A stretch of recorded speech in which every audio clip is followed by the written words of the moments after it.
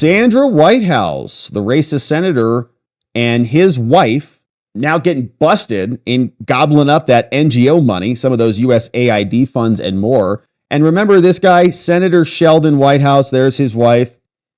One of them belongs to what we believe is a racist club.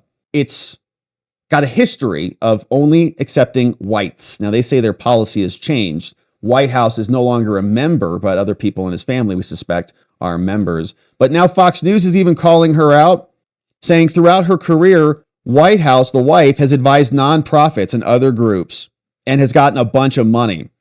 She started working for the Ocean Conservancy in September 2008. She's no longer directly employed by Ocean Conservancy, which got a bunch of money, but she formed an LLC. She got smart. Formed an LLC called Ocean Wonks, and then they pay the LLC, so they don't pay her. But guess what? Ocean Conservancy has gotten more than $14.2 million. It was given two sizable grants in 2024, one for $5.2 million and another for $1.7 million from the EPA, both for marine debris cleanup. And Ocean Conservancy has paid Whitehouse a total of $2.6 million, either directly or through her firm since 2010. So $2.6 million over about 15 years. And I'm sure that's what's being reported. Now, this was cited in last month's complaint to the Senate Ethics Committee. And in a statement to Fox News, White House spokesman said, oh, this is a repeat of dark money performance. The billionaires and the Supreme Court operatives are trying to interfere with what we're doing. And so everything's above board over there. Sure, White House, it's not just your government grift. Now in Congress, we're trying to ask ourselves about this continuing resolution and whether they should continue to fund the government at the current levels. And Thomas Massie says he's not going to be doing it. Says, unless I get a lobotomy on Monday, that's the day, that causes me to forget what I've witnessed the past 12 years, I'll be a no on the CR this week. Now, it amazes me that my colleagues and many of the public fall for the lie that we continue to fight for another day. Check out my prediction from 6 months ago, saying, I'm not going to be doing this, right? This is an insult to America. And we also saw Rand Paul said the same thing. Look, said DOJ and their findings are going to be refunded. The bill continues spending at the inflated pandemic levels and will add $2 trillion to the debt this year. So I'm a hell no, not going to be voting yes on that one from over in the Senate. Now, the president wants this done. President Trump said the House and the Senate have put together under the circumstances a very good funding bill called the CR. All Republicans should vote yes, please, next week. Great things are coming for America. And I'm asking you all to give us a few months to get through September so we can continue to put the country's, quote, financial house in order. Democrats will do anything they can to shut down our government. We can't let that happen. We have to remain united. No dissent. Fight for another day when the timing is right. Very important. Make America great again. So we'll see what Congress does on that and whether they get it passed or not. Meanwhile, we've got this person called Randy Weingart, who's upset about some of the cuts that Trump is proposing, next turning his attention and the administration's attention to the Department of Education, saying that also is time to go. This is Randy Weingarten, very upset about that prospect. This is why so many people are so mad about it, because they're just taking opportunity away from kids that don't have it. So kids of billionaires, they have it. They go to private schools. Everyone else, 90%, go to public schools. Don't take away their opportunity. So let's stay on the facts. Sorry, no, I'm really angry about this. No, because this I'm is what really people angry. need to hear. I taught kids in Clara Barton High School in Brooklyn, New York. That's why. Okay, so she's having a meltdown. Even Jonah Goldberg, okay, who hates Trump, says, I do not understand why progressives, teachers unions, and friends of teacher unions continue to front her as an uncontroversial spokeswoman. Anyone who admires her is already on her side. And I guess maybe because she's the only one who will go out there and scream about how important the Department of Education is. Everybody else is yikes. Maybe it's time to face the music. So that's Randy Weingarten.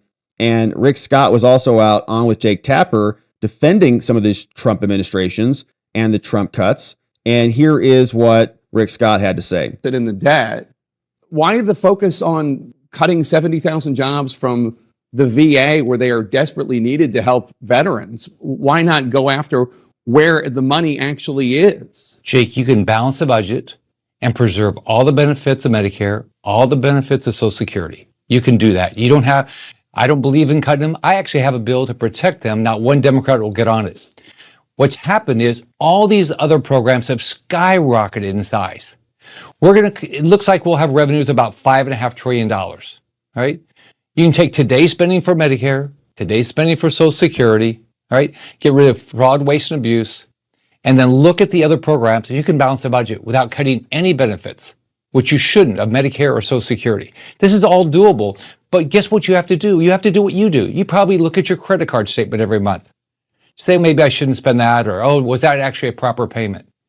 We spend $250 billion of payments to people in this country every year that weren't entitled to it. Mm-hmm. And this isn't getting solved. What we're going to solve this problem. We're going to balance the budget. We have to balance the budget if you care about poor families in this country that are struggling with this inflation. Yeah. So it's interesting. I think that what's been so revealing about this entire process is that the Democrats don't even want to check. Many Republicans don't either. We just want to check to make sure that the payments are good.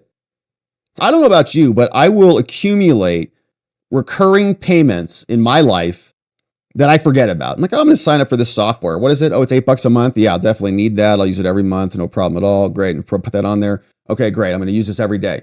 3 days go by. I don't even remember it. Then several months go by. I'm like, oh yeah, that thing. Got to go in and clean that out, right? Sometimes stuff sits on there for way too long. And I don't like to go check that stuff and go back through, manage all that stuff. It's painful, but it's necessary.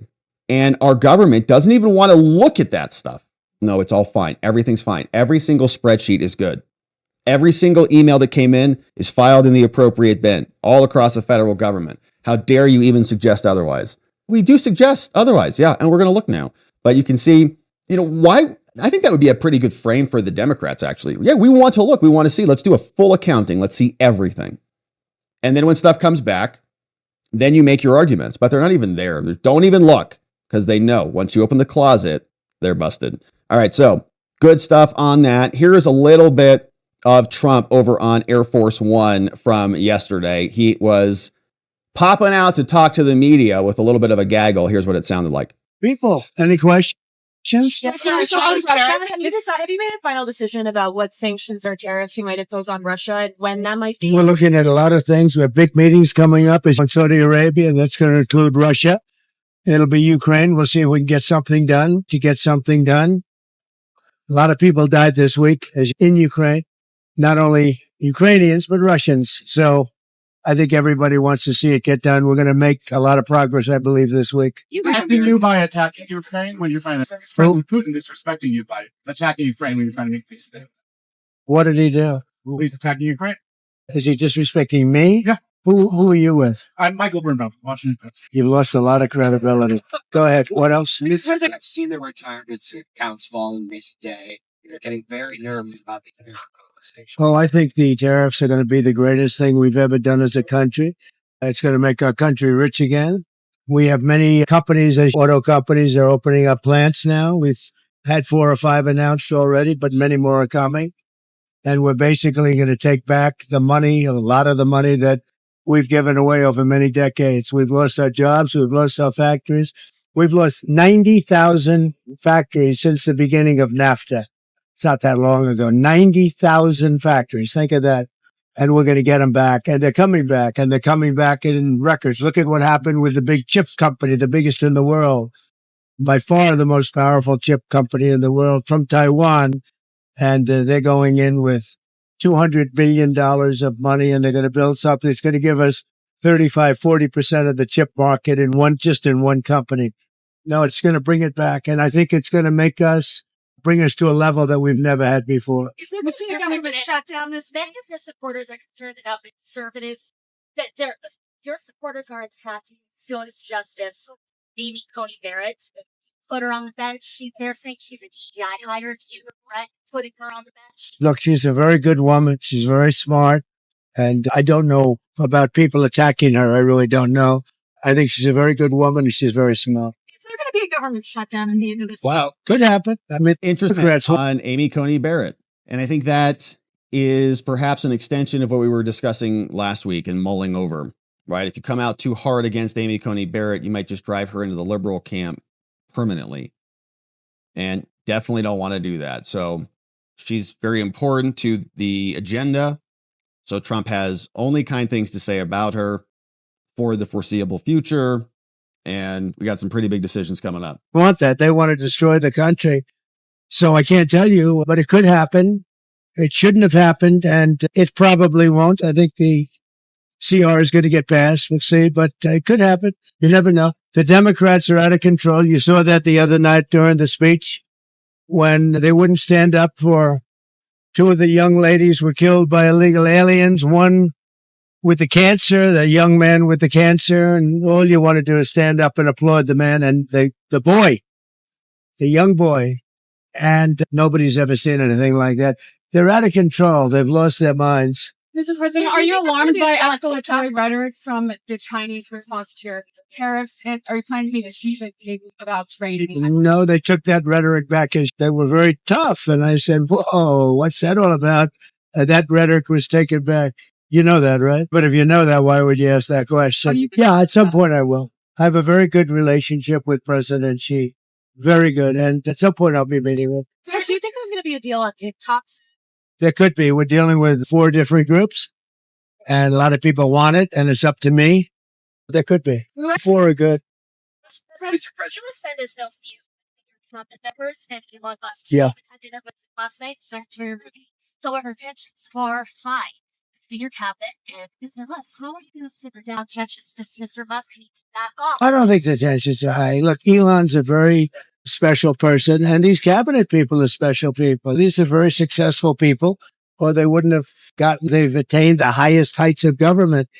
And I think they have a fantastic relationship to Elon. And Doge has been incredible. Hundreds of billions of dollars of waste and fraud and abuse has been already found. And that doesn't mean they don't have a little bit of an argument here and there about something or maybe personnel arguments. There's not too many contract arguments. Contracts have been found. This is much more than just personnel. And we found hundreds of billions of dollars of fraudulent contracts or very wasteful, but I think fraud. I think it's fraud. And I think really the cabinet, for the most part, I think they get along really well with Elon. There was Chip dealing with these crashes ever since he was sworn in. Does he have a litigation? Well, that has nothing to do with the department. That was a small plane. And that would have happened whether you had a big department or a small department, as you understand. Yeah, it sounds like they forgot to close the door on the airplane. So it's just they have space like this. They have times when things happen a little bit more often than normal, and then it goes back and you go many years without having a problem. I'll tell you, I think the Southwest pilot did a fantastic job last week when he lifted that plane off the air, because if he put the brakes on, that wouldn't have been good.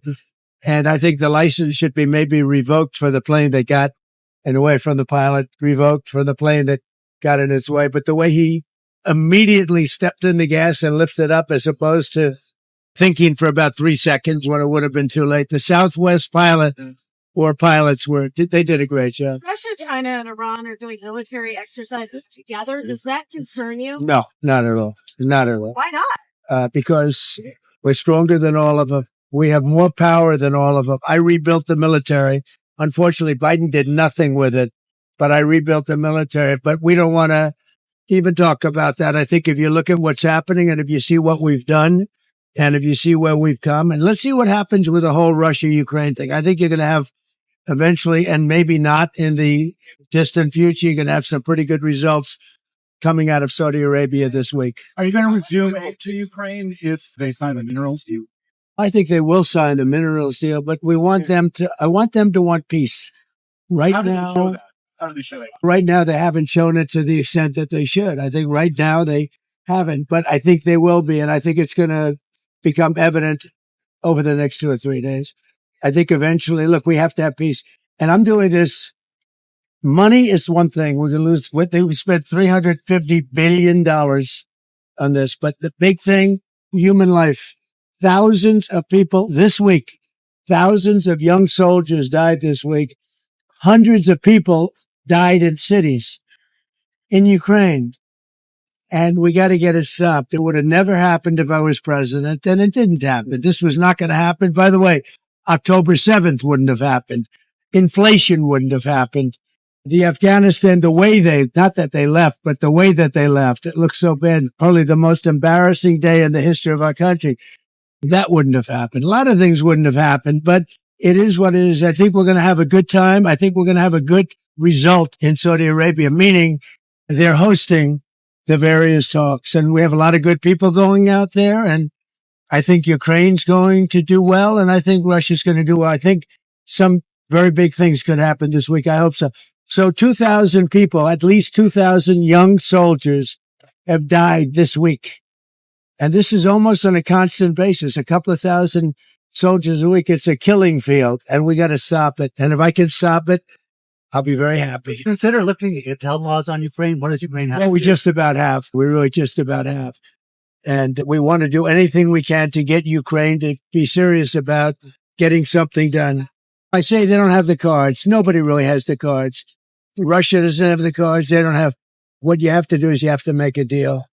And you have to stop the killing. It's a senseless war. And we're going to get it stopped. You have to with Maria Bartiromo. Where are we? Are we just about? We're just about ready to land. You were in a recession. Maria Bartiromo asked you, and you hesitated. I'll tell you what. Of course, you hesitate. Who knows? All I know is this: we're going to take in hundreds of billions of dollars in tariffs, and we're going to become so rich, you're not going to know where to spend all that money. I'm telling you, you just watch. We're going to have jobs. We're going to have open factories. It's going to be great. And the plane is landing. And thank you for a lot of good questions. Okay. Thank you very much, everybody. Thank you. Wow. A whole handful of questions there from the president on the airplane. As there was some rocking about, he took questions from the media, answered all of them. I think probably made some news in a couple arenas there, and a nice exchange from the president.